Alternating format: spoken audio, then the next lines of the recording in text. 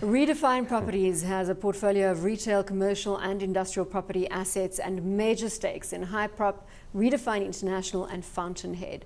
Redefine has a market cap of 30 billion rand and trades on a yield of 6.1%. And as we clearly set out earlier, it looks as though the Fountainhead saga is going to swing into Redefine's corner if it hasn't already done that with the latest JSE ruling.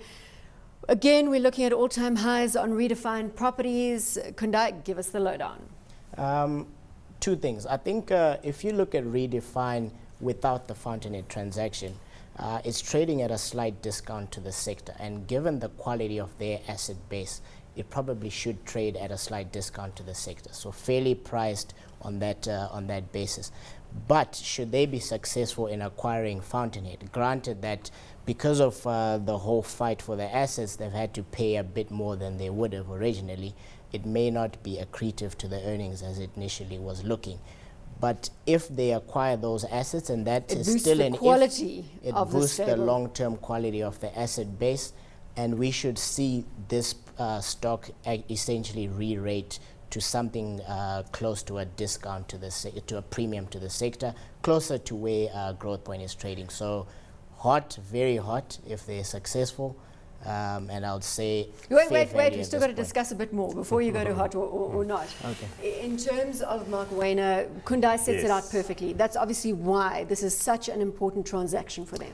Yeah, although to be fair to him and his previous partner, Wolf Sessman, this thing comes a long way. You know, they built it up over years with Standard Bank's assistance, did lots of geared and levered transactions, bought lots of properties. The old Apex High, B, Redefine, they put it all together. Then they did the internalization with Madison. Then they booted out the other sort of lower grade stuff into Arrowhead. They've done a lot of work. They've got stakes in these other things, big chunky stake in Hyprop. Redefine International was another project they went off and did with European-based properties. They've most recently bought half of the East Rand Mall, which is that enormous complex at the end of the runway, it feels like, in out near the OR Tambo Airport. Now this big opportunity to really upgrade the quality of their retail assets, because Fountainhead has got Blue Route Mall and N1 City Mall and all those other things down in Cape Town. Very good, 10 billion, nice chunky size, absolutely, with lots of development possibilities if the retail story continues developing this country. So they've worked really hard. They bought the management company. They now have 46% of the underlying units. I can't see how anyone can get around them. I think Mark Wayner has really, stepped up, and they will incorporate that. We are in fact long the stock already in the hot stocks portfolio because we figured they were going to win the fight. So I'm very happy. We took the stake at about 960 or something, and it's now at around 1050. So it's doing swimmingly well for you.